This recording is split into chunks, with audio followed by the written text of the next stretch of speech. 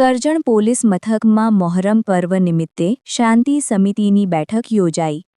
કરજણ શહેરમાં આગામી તારીખ 25 અને 26ના રોજ ઉજવવાનાર મુસ્લિમ સમાજના પવિત્ર મોહરમ પર્વને શાંતિપૂર્ણ અને સૌહાર્દપૂર્ણ વાતાવરણમાં ઉજવવાના હેતુથી કરજણ પોલીસ મથક ખાતે શાંતિ સમિતિની બેઠકનું આયોજન કરવામાં આવ્યું હતું।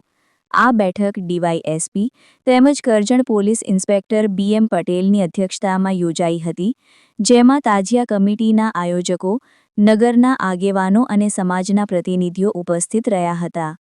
બેઠક દરમિયાન અધિકારીઓએ મોહરમ પર્વ કોમી એકતા, ભાઈચારા અને શાંતિના માહોલમાં ઉજવાય તે માટે વિશેષ અનુરોધ કર્યો હતો।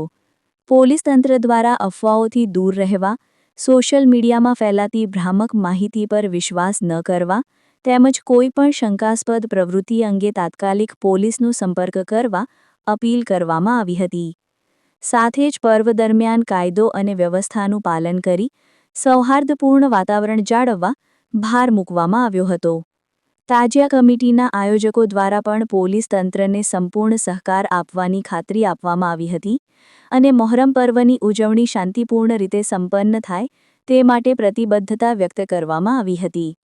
બેઠકમાં નગરના આગેવાનો, તાજિયા કમિટીના સભ્યો તથા પોલીસ અધિકારીઓ મોટી સંખ્યામાં હાજર રહ્યા હતા।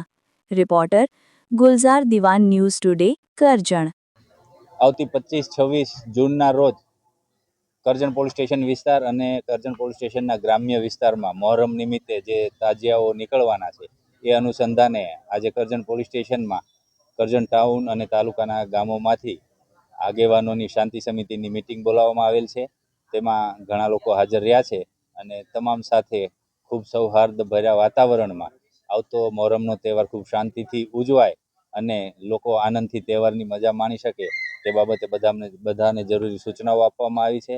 લોકો તરફથી પણ જે કાંઈ સૂચનો હતા એ બાબતે પણ નગરપાલિકા, જીઈબી વગેરેને જે જાણ કરવાની હતી એ કરી દેવામાં આવી છે અને આવનાર તહેવાર ખૂબ જ શાંતિથી ઉજવાય એ બાબતે બધાને શુભેચ્છા પાઠવવામાં આવી છે અને આગેવાનોએ પણ ખૂબ જ શાંતિથી આ તહેવાર જશે તે બાબતે ખૂબ જ શાંતિથી એમને લોકોએ સહમતિ દર્શાવી છે। એ લોકોએ આપણને ખૂબ સહકાર આપવાની પ્રયત્ન રહેશે એ બાબતે તમામને માર્ગદર્શિત કરવામાં આવ્યા છે। મીડિયા દ્વારા આજના યુવકોને તમે શું મેસેજ કહેવા માંગશો?